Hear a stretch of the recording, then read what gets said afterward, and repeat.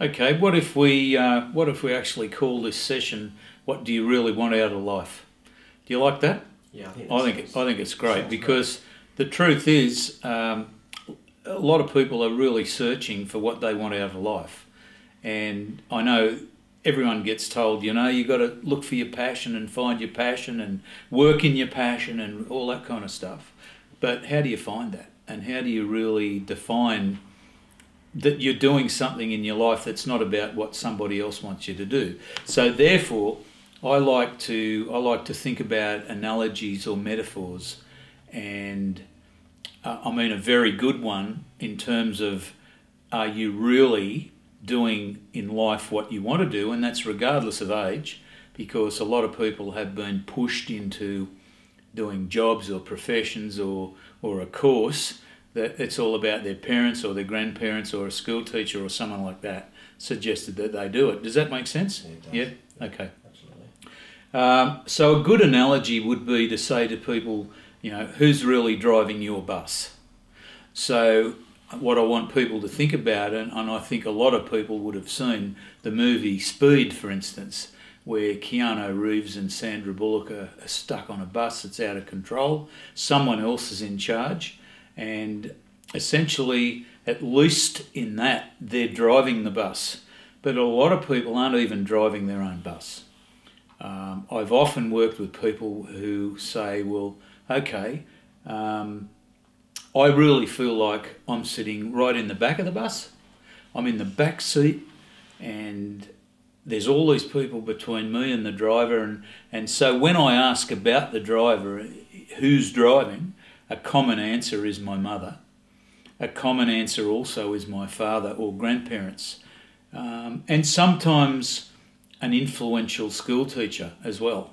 They're often the one that's driving the bus because they push the person towards a certain career path or academic path. And I remember the thing that steered me towards being even aware of this was I read a book, and I can't recall the name of the author, but he was basically saying he had been a lawyer for 20 years and he never ever really wanted to be a lawyer. He'd been pushed there. He ended up there because his parents had a legal practice, and suddenly he decided that he was going to go and grow roses, I think it was, and start a completely different farm, which was all around growing roses and something that he wanted to do. And I thought, cool, that's really great. And that made me think about I wonder how many other people are out there actually just doing what someone else wanted. So get back to this analogy. Picture yourself on the bus, and that's the best thing. And it could even mean closing your eyes, go into a relaxed space, and just sort of go, okay, I'm somewhere on this bus. Am I driving? Am I in the back seat? Am I somewhere between the back seat and the driver? But just get a feeling for who might be driving, what you need to say to them. There might be 20 relatives between you and the driver, and you might have to work your way through till you can actually stand there and say to the driver, excuse me, tap on the shoulder. Do you mind just pulling over? I'm going to drive now. Thanks, you've been driving for 27 years, but now it's my turn. All right, and again, just think about it in terms of visually how it looks and how it feels while you're doing that. I've actually got a guided meditation that I produce, which is all about letting go of old stuff and creating new stuff. And a very powerful part of that is to visualise what you're actually doing, both in the letting go phase and in the creating the new stuff phase. So visualisation is very powerful, and it's a great way to not only see what you want to do, but you will experience some feelings around that as well. Is all that making sense? Yeah, it is. Yeah? Yeah. So if I was to ask you, where do you see yourself on that bus? Well, I see myself probably more towards the front now, but a few years ago, probably more towards the back. But I've worked my way up through various techniques, and that's the question I was going to ask you. What are some of the techniques to practically handle. You see yourself at the back of the bus and your relatives in the middle between the back and the front. What are some of the techniques that you can use to practically handle each relative while you're on that transition from the back to the front? Okay, look, I think the best answer to that is that, again, you need to visualise what you're going to do. And each relative will be there. They could be siblings. It could be aunties, uncles, people, again, grandparents that were influential in your life or lives as you were growing up. Now, therefore, they could play a great role in you actually smashing all these old patterns and habits and behaviours that you are allowing other people to control your life. And therefore, it could be a matter of you walk up and you say to them, look, thank you really lots for the experience when I was a 7-year-old that you told me I should be a cab driver or a lawyer or an accountant or whatever it was. But great advice at the time, and I know you meant well. However, I want to train dolphins to sing. Okay, it doesn't matter what your choice now in life is or whatever your passion is that you're discovering. And we'll talk about how to find that passion in a little while. This is just discovering the first part. This is the bit about I'm not actually doing what I want to be doing. So it's like phase 1 and phase 2. Phase 2 is the finding the passion and then going and doing it. So right now we're talking about go up to that person and say, thank you. In other words, let go, stop blaming them. Don't hold any resentment or grudge. Forgive them. They were doing their best, and at the time they were, because they thought you'd be a good whatever it is. And then there could be more people between you and, again, who's ever's driving, and just visualise one at a time why they're there on this bus, what you're going to say to them and why. And if you visualise that as a process, you don't even need to do that in life practically and go up and speak to them in person. You can visualise it, do it, and that's terrific. Now, part of this process, by the way, is when you do work your way to saying to the driver, tap, tap, tap, now it's my turn, a lot of people don't even know where they now want to go. But what they do know is they don't want someone else to be taking them there anymore. So again, visualise in your mind that once you're in charge, once you're driving this bus, all you really want to do is pull over. Park it, pull the handbrake on and just sit and go, well, okay, now I'm going to work out where it is I want to go. And once I've worked that out, I will then have the roadmap to where I choose to be. All right? Okay, an interesting thing you mentioned that you don't feel like you're as far back up the bus as you used to be. Has life coaching helped you? Yeah, definitely. I found that learning from a number of different people who've actually been there before me and actually doing something, modelling myself on someone who's been there, done that, really does help. Great. And I'd highly recommend it. Great. Yeah. Great. Thank you for that. Yeah. Interesting thing now is let's look at what is your passion. Passion is something that you really get a great feeling out of. It's not a thought thing, it's a feeling thing. So a lot of people are really good givers, a lot of good receivers. Some have giving and receiving in balance, but not a lot of people actually have giving and receiving in balance. So a lot of people find that their passion is in working in a field where they're giving to others. That could be counselling, it could be mentoring programs, it could be going out there raising money for underprivileged children, etc., etc. In other words, that's a real giving spirit. All right. The reason that is their passion is that it's what we often do in life is we outwardly do what we should be inwardly doing. In other words, that work should be on ourselves, but we outwardly project it, all right, as a means of avoiding doing what we need to do with ourselves, if you like. So a lot of times finding our passion is that thing that really shakes our booty. The yippee yahoo that feels warm and fuzzy inside. Wow, I think I'll follow that path. So most people get some kind of sense, whether it's about service, it could be nursing, it could be, as I said, counselling, mentoring, working for charities, raising money, all of that sort of thing, where there's a willingness to give of time, but it's also about satisfying this inner need, this desire to help others. And again, the desire to help others is often driven by our own inner desire, where we actually need help. Okay, does that make sense as well? All right. Have you ever experienced that with either yourself or others, other than us working together? Have you noticed that in others, that quite often nursing people that are in nursing or that kind of assistant role where they're helping others, quite often they have that obvious need for love and attention and affection and nurturing and all those things that they're giving out. They also have that desire to receive inwardly. Absolutely. Yeah. Okay. They look forward to going to work and they also look forward to going home, but there's the same satisfaction in both. They're really living in their passion, their niche, and they've found their spot in life.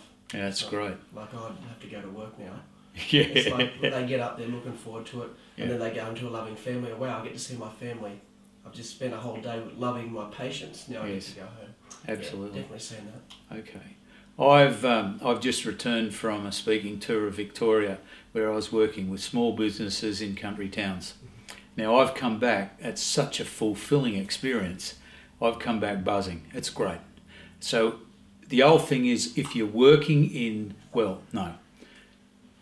if you're spending time in your passion, then you'll never work a day in your life. Now that is an old saying, but it's very, very true. Really is. The truth in that is enormous. That for me, I've just spent a week. I did 9 speaking engagements in 5 days, and that wasn't work. It was an experience. That's how I treated it.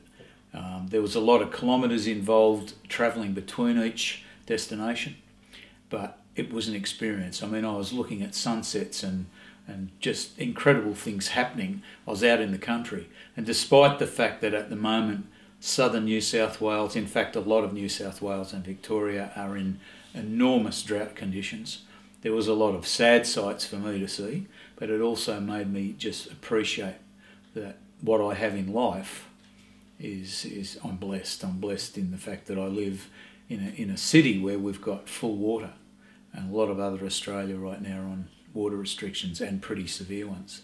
So again, I came back feeling fulfilled, connected with a lot of people, and I'm doing, and truth is, I don't mind disclosing my age. I'm 56. I don't mind. But it did take me till I was in probably my mid-40s, if not later, to actually find what my passion was. And it's okay. It took me time, and I realised that because of my own journey in life, that I was now ready to go out and be a very, very successful and, what's the right word, effective life coach and small business mentor. So there you go. Any questions around this thing about what do you do with your life? I guess there's a question where, the obvious one would be, on your journey towards where you are now, there would have been times where you perceived pulling the bus over, getting to the front, thinking, okay, this is the direction, I'm pulled over, this is where I want to go, but really there's still a belief there, and you've taken off in that direction, then midstream thought, no, this is not where I want to be. I need to change direction, and that's okay, isn't it? Yes, it is. I mean, I don't mind speaking and saying this publicly, openly, that my dear mum, who's just recently turned 89, used to often say to me, what are you doing with your life? You can't hold a job down. The old thing used to be to go and work somewhere and stay there for 30, 40, 50 years. And I think I was one of the first people that actually started in no way, I'm not going to do that, and started bouncing around and doing... by the way, I was sabotaging every job, if you like, where I was working for other people. I sabotaged every one I ever had. And so that's where I learnt that, okay, what's this about? I had some amazing challenges at the age of 28. I look back now and I was only a kid. I was 28, really young. But when I was 28, I didn't think about this, that I went for a job where there was 880 applicants for the job, and that was to build a petrochemical plant for ICI in Melbourne. Well, I ended up gaining that job. Again, only 28. We built a very successful petrochemical plant. An amazing experience. And then I trained all the operators to run the plant. And I personally went out and I was high voltage trained. I had all this other training and skills myself. But at the time, just almost took it for granted. I didn't realise how bloody clever I was.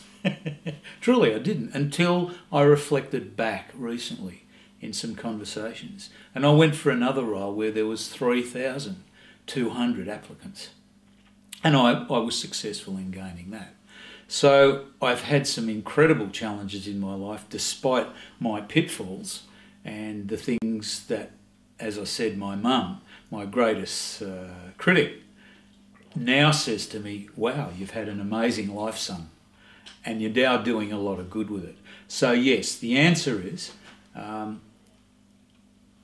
whilst I did on probably midstream get to drive the bus, I really didn't know where I was going. I thought I was in charge, I thought I was in control, but I just bounced off many a roadmap and actually ended up, it was an amazing journey though. So I don't regret any of it. There were things that caused me pain and other people pain. Yes, at the time I felt a lot of guilt and sadness and whatever, but it's part of my journey. And I learnt and I grew and I developed through all that pain to get to a space today, which is now about living the dream, fulfilling the dream. And the dream is my whole business is based around developing people and developing business. So in other words, I'm a life coach and I'm a small business mentor and coach.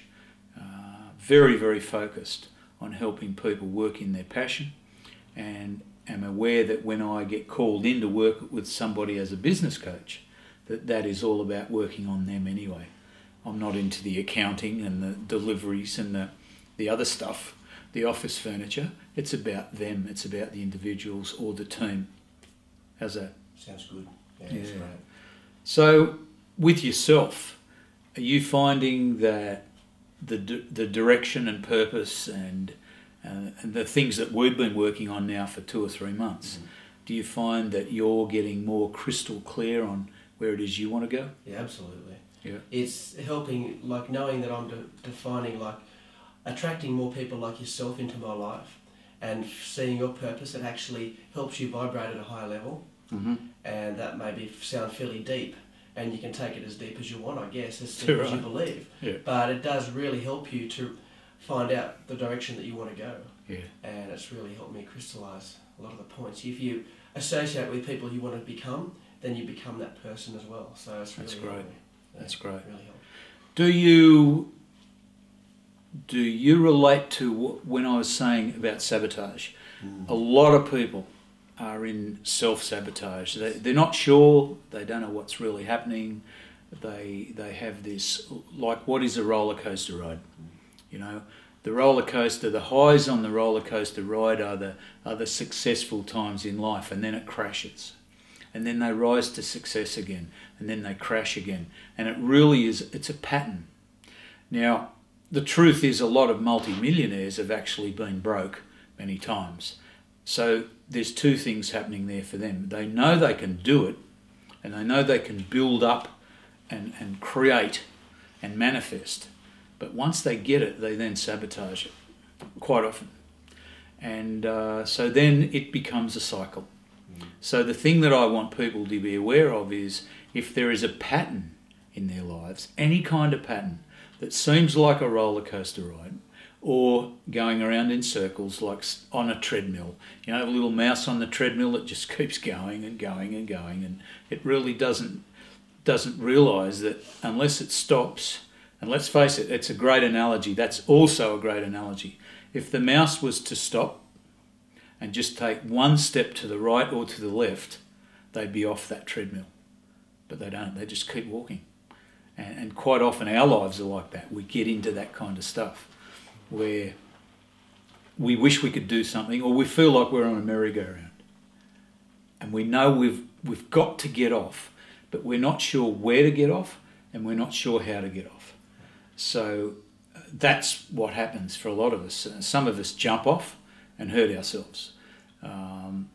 So all those ways of thinking about, visualising an analogy or a metaphor, I think are good, because we get a picture about that then, and we can change it. But self-sabotage, the basis of self-sabotage is, I don't deserve it. I am not worthy of da-da-da-da-da, whatever that da-da-da is. And many of us have been taught when we were children that we don't deserve it, simply by, for instance, it might have been birthday 3 or 4 and we got a brand new toy, and we broke that toy within half an hour or an hour of getting it, and some well-meaning adult at the time said, hey, you don't deserve anything. Clunk. Straight away there's a belief system sunk deeply into our subconscious, because it's our subconscious that runs our lives. Yeah? It's not our conscious mind. Our conscious mind is the thing that I'm aware of right now, and I'm talking and I'm hearing myself and I'm seeing you and I'm hearing you. Wonderful, that's all my conscious mind. But my subconscious is the part that's ticking away underneath the surface that controls all of the conscious things that I do, or that we all do. Okay, so self-sabotage is based in, I am not worthy or I do not deserve. And that comes from low self-worth, being taught that we don't deserve, things like that.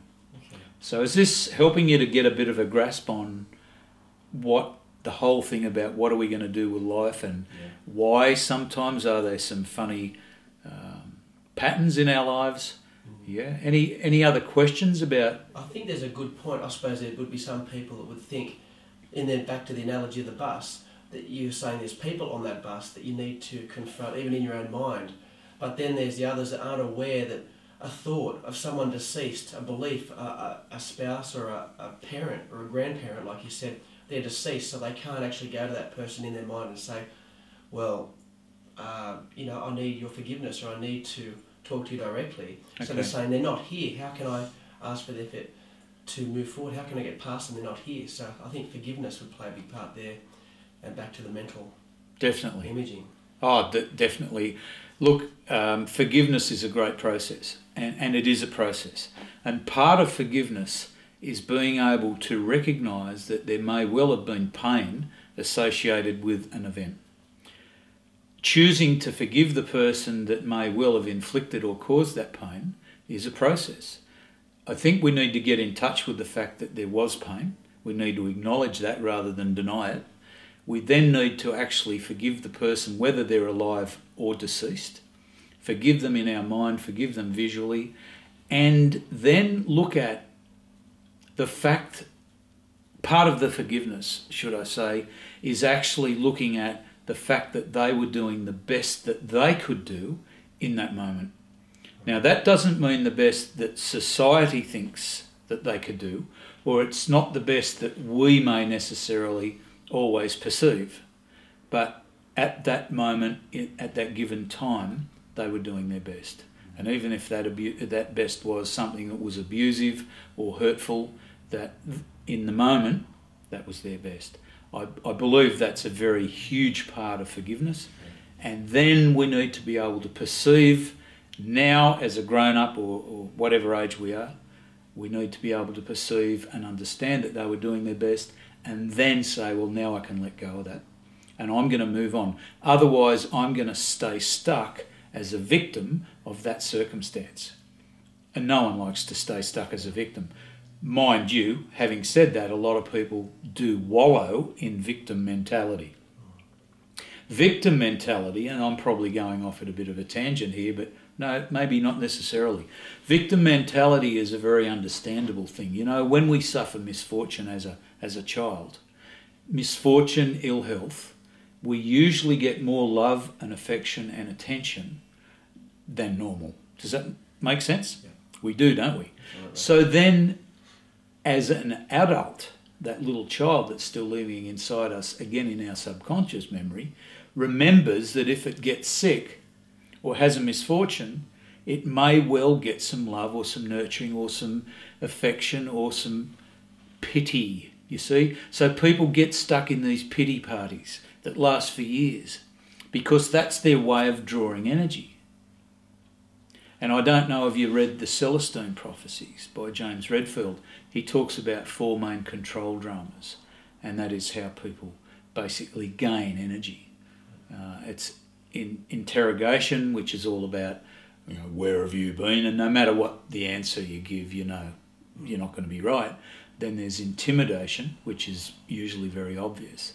And then there's the poor me. The poor me is the person who is stuck in the pity party, and you can usually tell the moment they walk into the room, they'll walk in and go, before they say a word.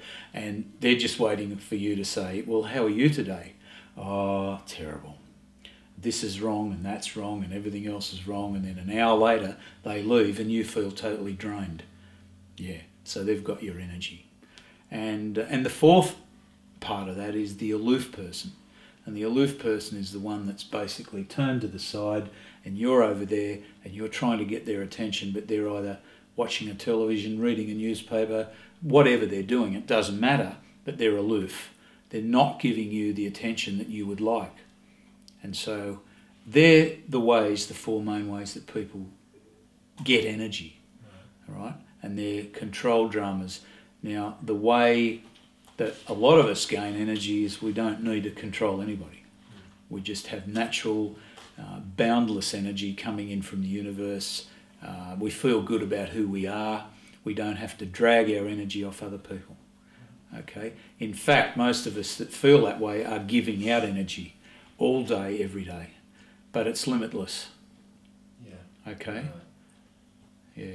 What about the taker? Like, you got people sitting here listening to us talk at this moment. We've touched on handling people in your mind. What about the person who's in the victim mentality? They may be a victim at work or in a certain situation. They have someone every day they have to face. They say, okay, Phil, this is fine to talk about it this way, but I've got to face this person every day in reality. How would you suggest that that's handled with someone who's actually in real life? Okay, I guess the first suggestion would be to not stay stuck in that circumstance.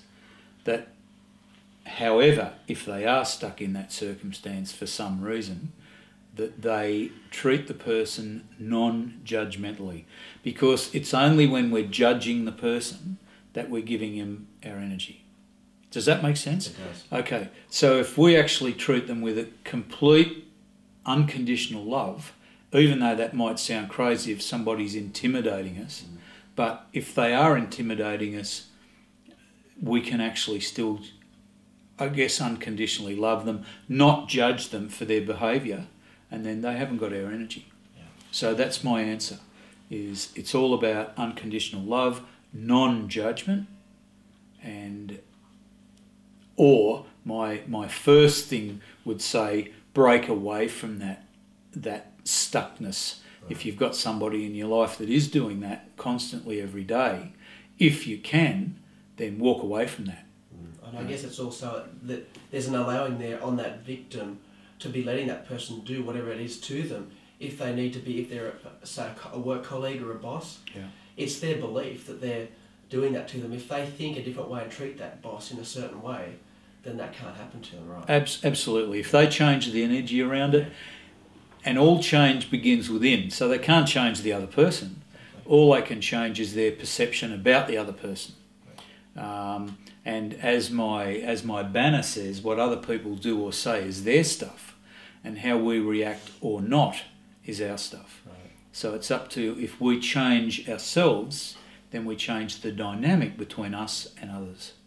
Yeah. Another point about the visualisation on the bus, I might add, is, and it's a good thing to think about, once you get to being in charge, whether you pull the bus over and stop and park, or whether you just know exactly where you want to go and off you go and you head off, you may well want to stop and let some of these people off the bus because they may not serve you.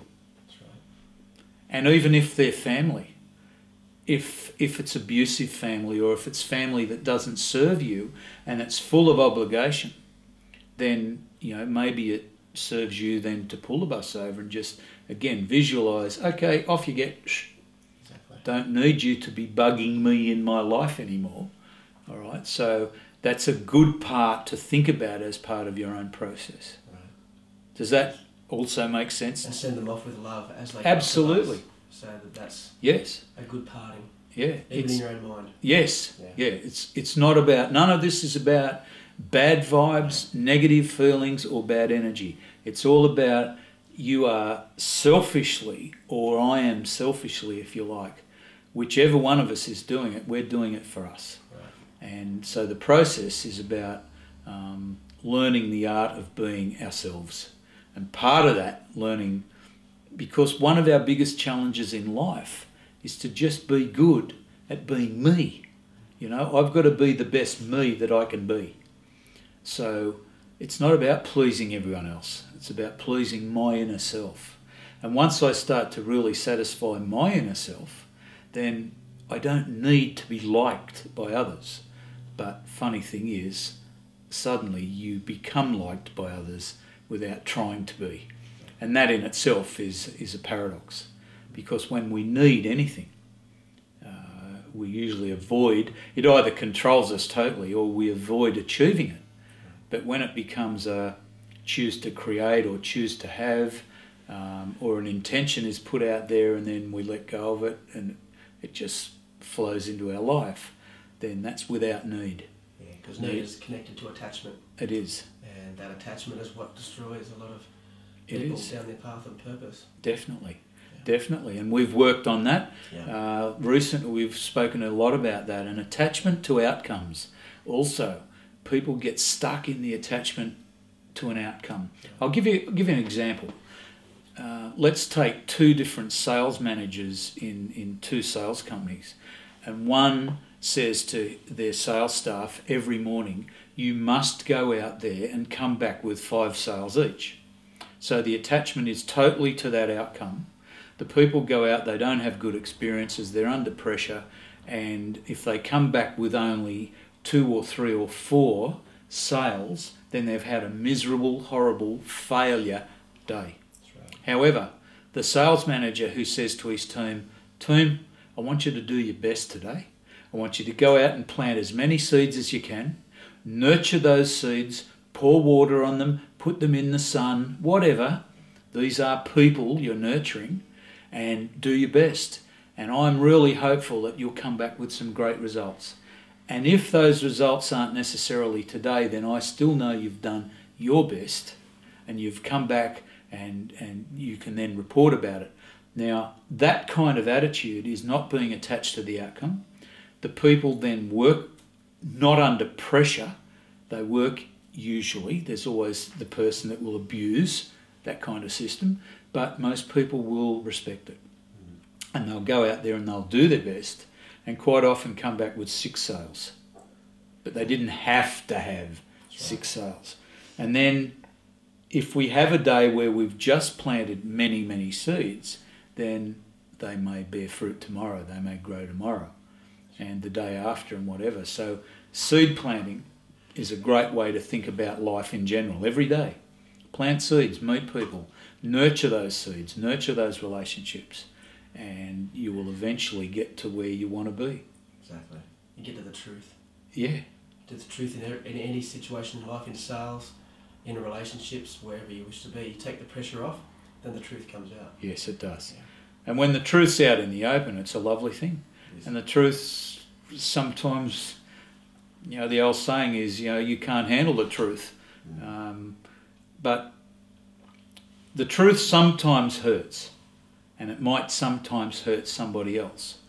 But the truth needs to be spoken. But I think if we speak our own truth and say to the person or to somebody else, look, this is my truth, It's not meant to be harmful or hurtful. If you take it in that way, then I'm sorry, but this is my truth. This is how I see this situation right now. Then, again, that's a very powerful way to live, Right. isn't it? It is, absolutely. Yeah. And you can tell people, this is how I feel. This is, yeah, that's right, my truth. This is how I feel. I hope it doesn't affect you in a negative way. I was not intended that way. Most definitely. Yeah. Definitely. And I guess, is there any other aspect of what do you really want to do with your life that you can think of, a different angle, different questioning? Or have we really covered most of it? I mean, you're a very observant and open individual, particularly with your own growth. Mm-hmm.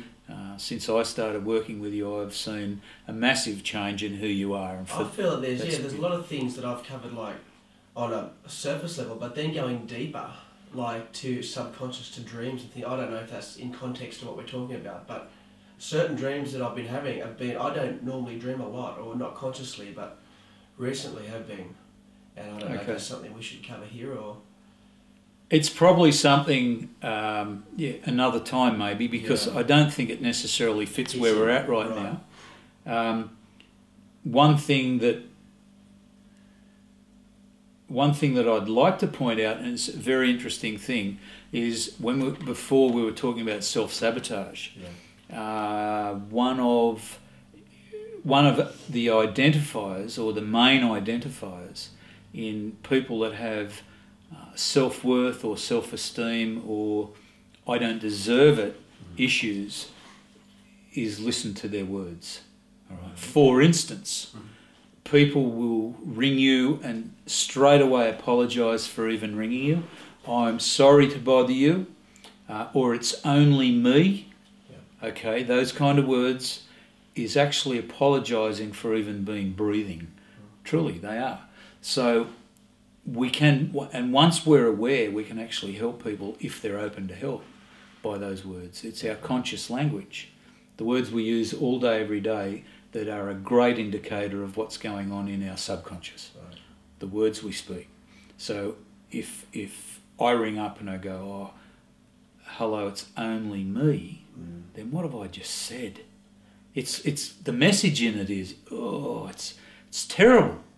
All right, and if I ring and I apologise, the moment you answer, look, I'm sorry for bothering you. Why would it be bothering you? I've rung you, and so therefore this whole thing about esteem and value and worth is to be confident and be able to ring people and say, hi, it's Phil, it's me. Wow, aren't you lucky that I'm ringing you? Yeah. So be very aware of what I call conscious language. They're the words we use all day, every day. And the important thing about those words is we use them, others are listening, but we're listening. We're listening to ourselves all day. Every word I say, I'm hearing. My subconscious is taking it in. And another one that's a great example these days of conscious language is when asked, how are you today? I would suggest that the majority of people these days say not bad or not too bad. All they are hearing is the word bad every time. Every time someone asks them that, they're just reinforcing to themselves that they are feeling bad. Our subconscious doesn't hear not to or not or whatever. It's focused on bad. All right. So again, this whole conscious language thing is our inner selves popping out in words. And all of this is about where we are headed in life and what do we really want out of life, and are we confident or are we missing out somewhere? Are we lacking in terms of feeling that we are worthy of getting to our dreams, feeling all that? So a lot of it is about looking at subconscious, a lot of it is about being able to meditate and change and to learn about why it's there in the first place. And that's my role as a life coach. It's to expose what I call the thieves of success. And our thieves of success are two things. Our fears, and our fears manifest in different ways, but they control us. And the other is our subconscious beliefs. And quite often our fears are driven by our subconscious beliefs. okay? But not necessarily, because we might have a fear of snakes, and that's very conscious and very obvious. But a lot of our other fears come from something that is underneath the surface. Yeah. And you're not even aware of it most of the time. Or our subconscious isn't aware of it. No. For example, my mum likes to call it self-bashing, because their subconscious beliefs, even if you are competent at something, just for an example, I went into a karaoke competition not too long ago, last weekend, Mm-hmm. and I was out of best part of 100 people, and we get down to the semi-finals, and I've said to my mum, oh look, all these people are really good singers, God, this is going to be hard. Right. And my mum said, stop bashing Adam, or Yeah. stop bashing yourself, Yeah. because she said, you've got a good voice too, and like, even though I might have proven to myself, yeah, I've got a good voice, deep down there's something saying, no, you can't mix it with those good singers. Yes. And then you get up and you hear the judges and they say, yeah, they mark you and they give you a good score. You get it, as it turned out, I got through to the final. Great. But you're still thinking yourself, oh, gee, they're great singers. I don't deserve. Somewhere it's saying I don't deserve to be up there with them. That's it. And you know that that's not true. Yeah. So, yeah, hence the blocks. And that is very powerful. Yeah. Very, very powerful. That's why I applaud the people. The great book written by Susan Jeffers called Feel the Fear and Do It Anyway that's where I applaud personally courage. Courage comes from the person that does feel the fear or the doubt and still goes and does it. That's right. The person that is totally confident, knows they can do it, and just walks around, I'm a winner, and they win everything. There's no courage in that. It's confidence and it's ability. But true courage comes from the person who has doubts, self-doubt particularly, has fear, and faces them head on. Because the more we face those fears head on, it's like one of my greatest fears. I had, to my memory, 3 great fears. One was of the dark, one was of storms, and the other one was of public speaking. Those 3 are my greatest. What do I do these days? I absolutely love the night. I spend many hours standing out in the night and I watch the stars and nature and whatever. I love it. I spend much time standing out in storms and just loving the energy. And public speaking, I'm starting to get okay at it. Because I'm doing lots of it. And I've challenged that fear to get up there. And the fear of public speaking, by the way, is only the fear of being laughed at, making a mistake, and being laughed at. Right. So the greatest way to take pressure off yourself if you're going to do public speaking is walk out and say to everyone, I'm terrified. That's better. Now that I've done that, I can get on with it. Right. And if you make a mistake of some kind, laugh at it. Laugh at yourself and just go, say something like, oh, look, I got my nose fixed, now my mouth won't work.